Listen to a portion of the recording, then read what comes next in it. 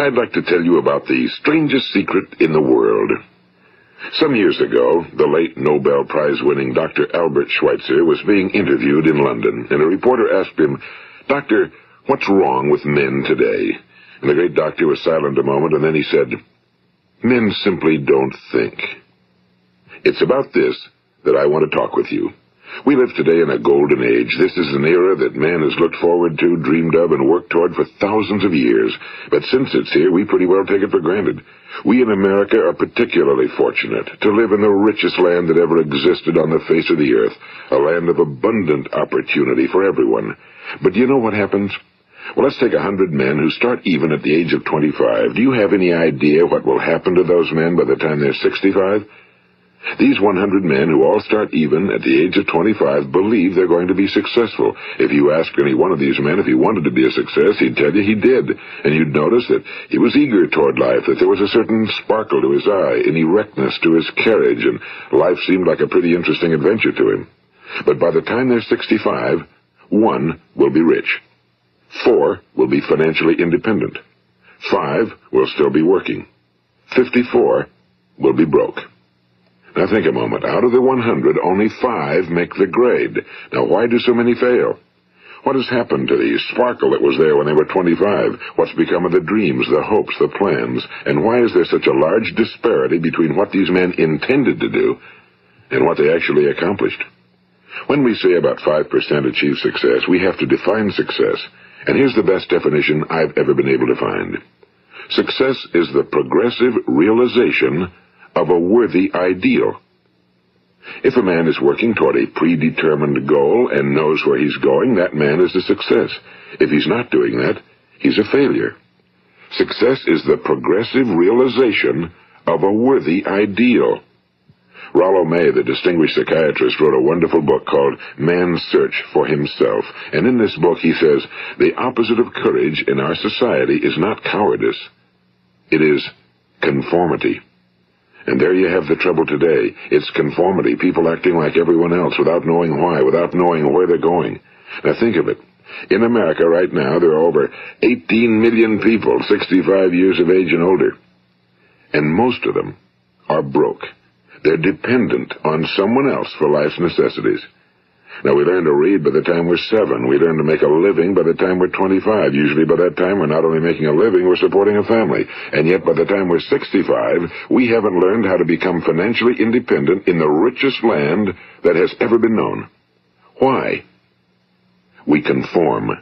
And the trouble is that we're acting like the wrong percentage group, the 95 who don't succeed. Now, why do these people conform? Well, they really don't know. These people believe that their lives are shaped by circumstances, by things that happen to them, by exterior forces. They're outer-directed people. A survey was made one time that covered a lot of men, working men, and these men were asked, "Why do you work? Why do you get up in the morning?" 19 out of 20 had no idea. If you ask them, they'll say, well, everyone goes to work in the morning, and that's the reason they do it, because everyone else is doing it. Now let's get back to our definition of success. Who succeeds? The only person who succeeds is the person who is progressively realizing a worthy ideal. He's the person who says, I'm going to become this, and then begins to work toward that goal. I'll tell you who the successful people are. A success is the school teacher who's teaching school because that's what he or she wants to do. The success is the woman who's a wife and mother because she wanted to become a wife and mother and is doing a good job of it. The success is the man who runs the corner gas station because that was his dream. That's what he wanted to do. The success is the successful salesman who wants to become a top-notch salesman and grow and build with his organization. A success is anyone who is doing deliberately a predetermined job because that's what he decided to do deliberately. But only 1 out of 20 does that. That's why today there isn't really any competition unless we make it for ourselves. Instead of competing, all we have to do is create. You know, for 20 years, I looked for the key which would determine what would happen to a human being. Was there a key I wanted to know which would make the future a promise that we could foretell to a large extent? Was there a key that would guarantee a person's becoming successful if he only knew about it and knew how to use it? Well, there is such a key, and I've found it. Have you ever wondered why so many men work so hard and honestly without ever achieving anything in particular, and others don't seem to work hard and yet seem to get everything? They seem to have the magic touch. You've heard them say that about someone. Everything he touches turns to gold. And have you ever noticed that a man who becomes successful tends to continue to become successful? And on the other hand, have you noticed how a man who's a failure tends to continue to fail? Well, it's because of goals. Some of us have goals, some don't. People with goals succeed because they know where they're going. It's that simple. Think of a ship leaving a harbor, and think of it with the complete voyage mapped out and planned. The captain and crew know exactly where it's going and how long it'll take. It has a definite goal. Now, 9,999 times out of 10,000, it will get to where it started out to get. Now let's take another ship, just like the first, only let's not put a crew on it or a captain at the helm. Let's give it no aiming point, no goal, no destination. We just start the engines and let it go. I think you'll agree with me that if it gets out of the harbor at all, it will either sink or wind up on some deserted beach, a derelict. It can't go anyplace because it has no destination and no guidance, and it's the same with a human being. Take the salesman, for example. There's no other person in the world today with the future of a good salesman. Selling is the world's highest paid profession, if we're good at it, and if we know where we're going.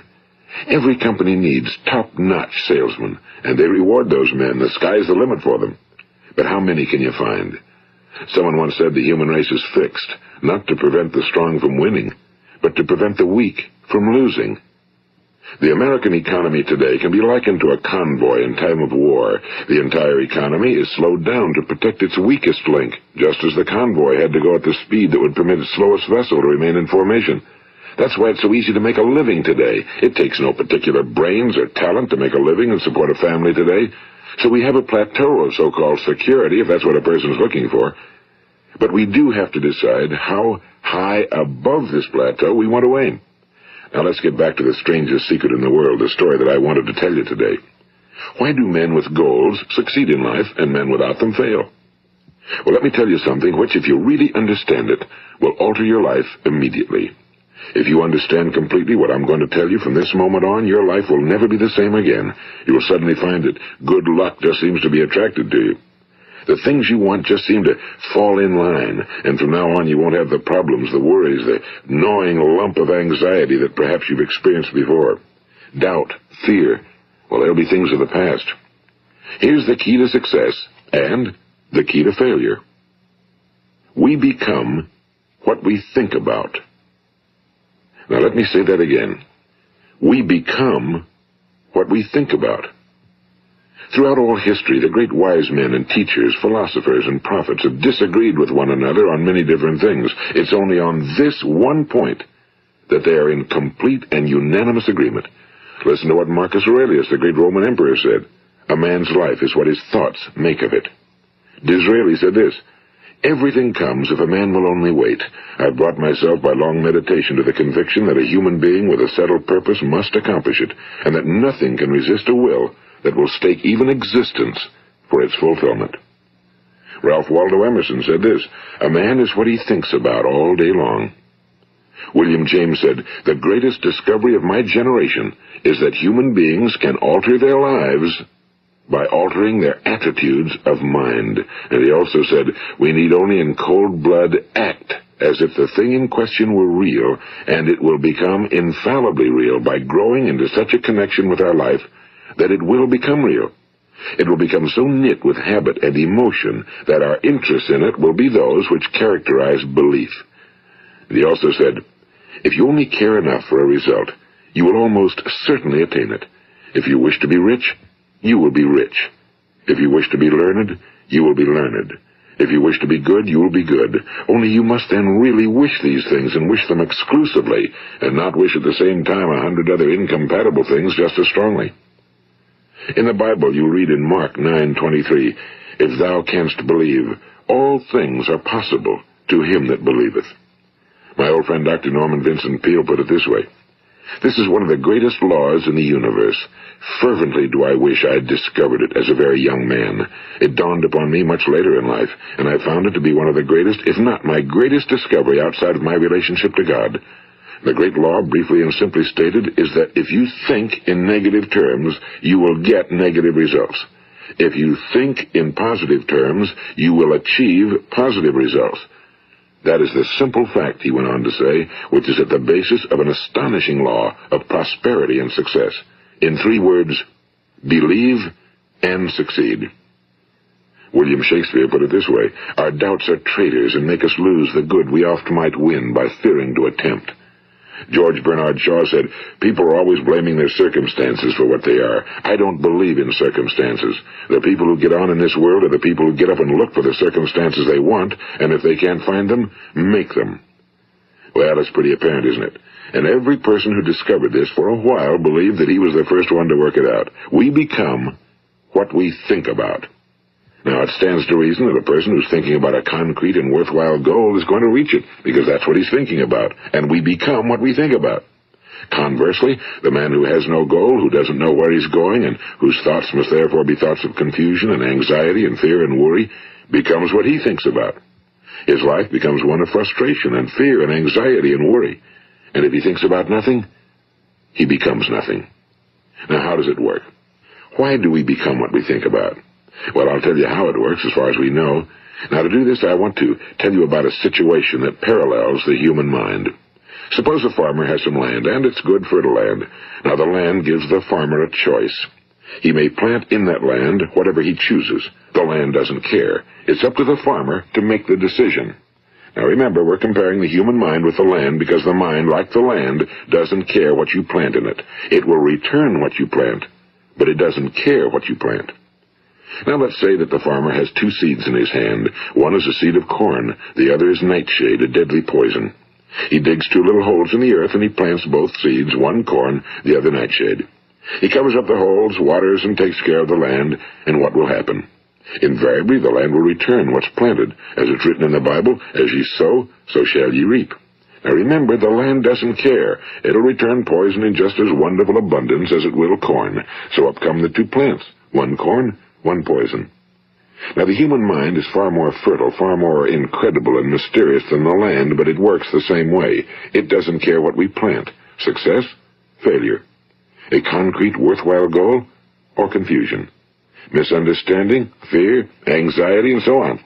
But what we plant, it must return to us.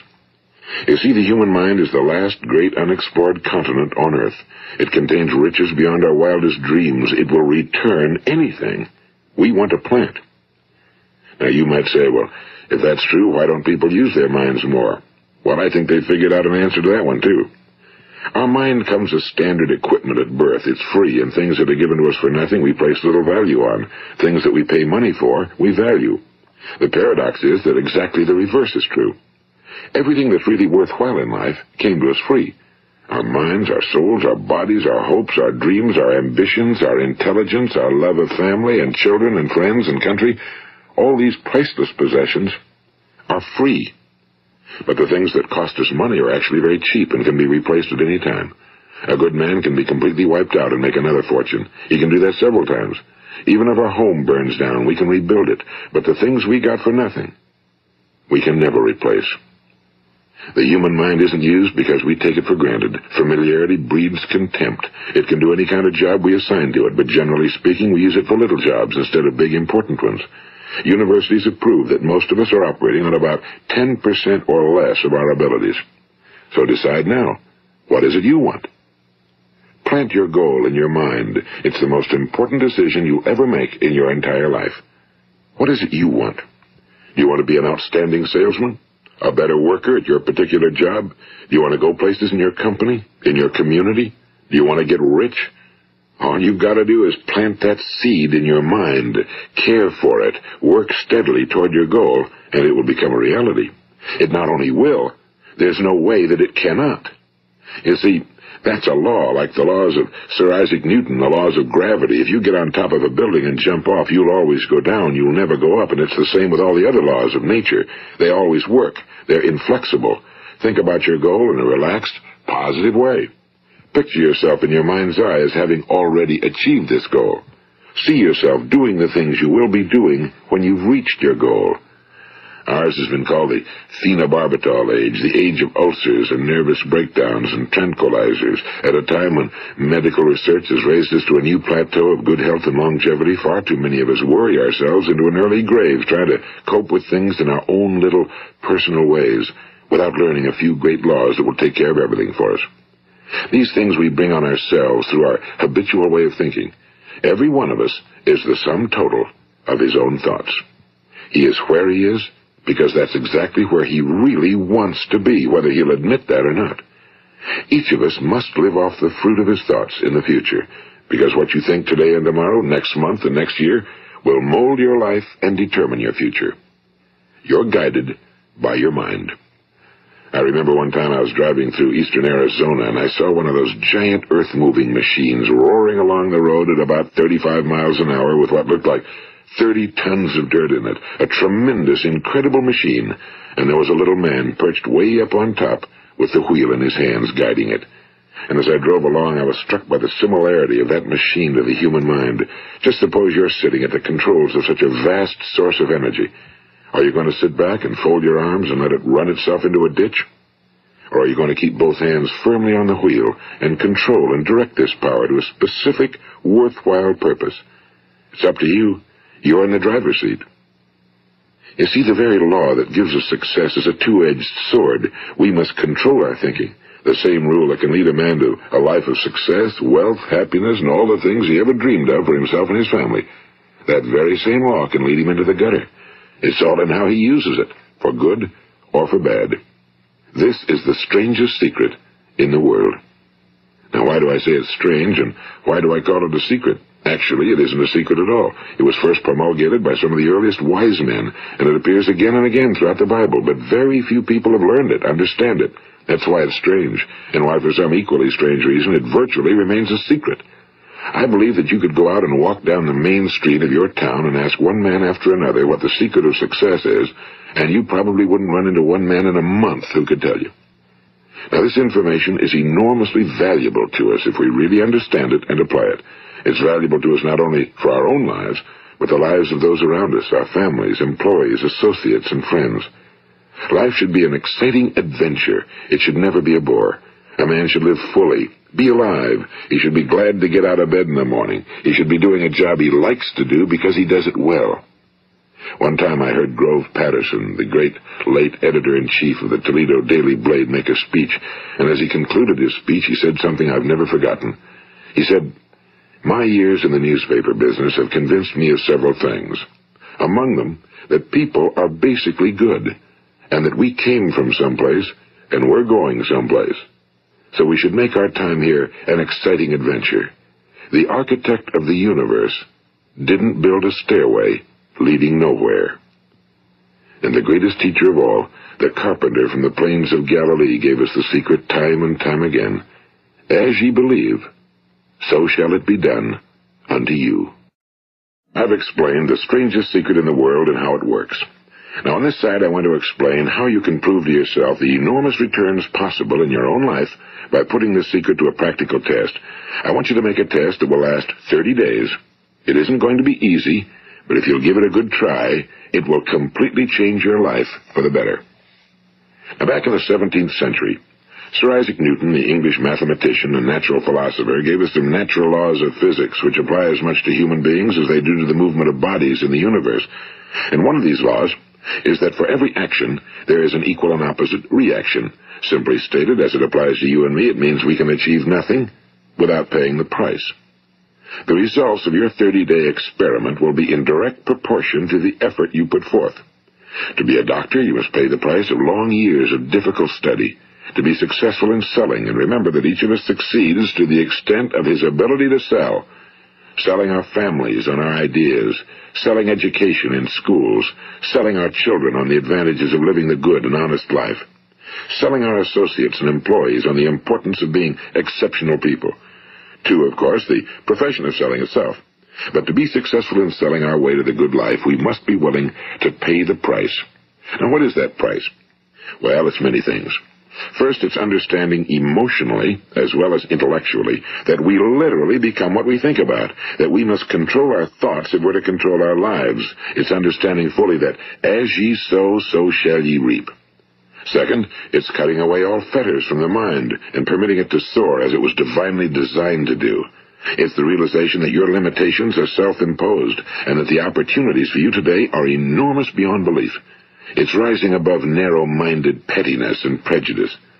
And third, it's using all your courage to force yourself to think positively on your own problem, to set a definite and clearly defined goal for yourself, to let your marvelous mind think about your goal from all possible angles, to let your imagination speculate freely upon many different possible solutions, to refuse to believe that there are any circumstances sufficiently strong to defeat you in the accomplishment of your purpose, to act promptly and decisively when your course is clear, and to keep constantly aware of the fact that you are, at this moment, standing in the middle of your own acres of diamonds, as Russell Conwell used to point out. And fourth, save at least 10% of every dollar you earn. It's also remembering that no matter what your present job, it has enormous possibilities, if you're willing to pay the price. Now let's just go over the important points in the price each of us must pay to achieve the wonderful life that can be ours. It is, of course, worth any price. 1. You will become what you think about. 2. Remember the word imagination and let your mind begin to soar. 3. Courage. Concentrate on your goal every day. 4. Save 10% of what you earn. And 5. Action. Ideas are worthless unless we act on them.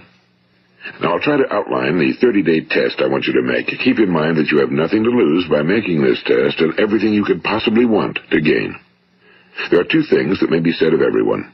Each of us wants something, and each of us is afraid of something. I want you to write on a card what it is you want more than anything else. It may be more money. Perhaps you'd like to double your income or make a specific amount of money. It may be a beautiful home. It may be success at your job. It may be a particular position in life. It could be a more harmonious family. Each of us wants something. Now write down on your card specifically what it is you want. Make sure it's a single goal and clearly defined. You needn't show it to anyone, but carry it with you so that you can look at it several times a day.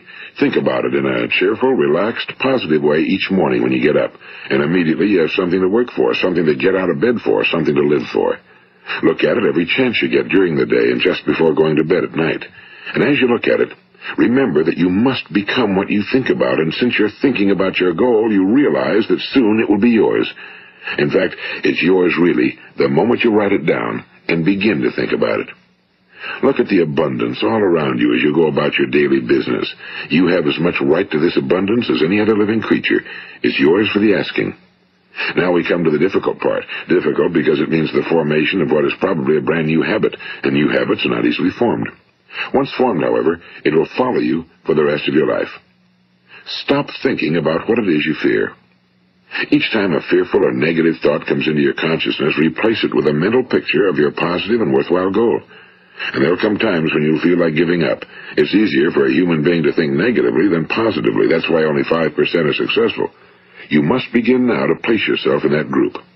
For 30 days, you must take control of your mind. It will think about only what you permit it to think about. Each day for this 30-day test, do more than you have to do. In addition to maintaining a cheerful, positive outlook, give of yourself more than you've ever done before. Do this knowing that your returns in life must be in direct proportion to what you give. The moment you decide on a goal to work toward, you're immediately a successful person.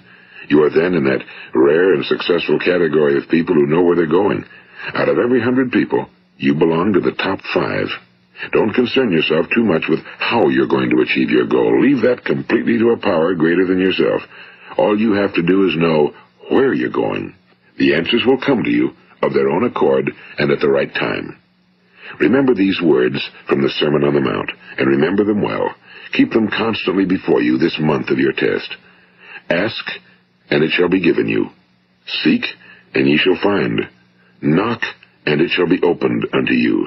For every one that asketh receiveth, and he that seeketh findeth, and to him that knocketh it shall be opened. It's as marvelous and as simple as that. In fact, it's so simple that in our seemingly complicated world, it's difficult for an adult to understand that all he needs is a purpose and faith. For 30 days, Do your very best. If you're a salesman, go at it as you've never done before, not in a hectic fashion, but with the calm, cheerful assurance that time well spent will give you the abundance in return you deserve and want.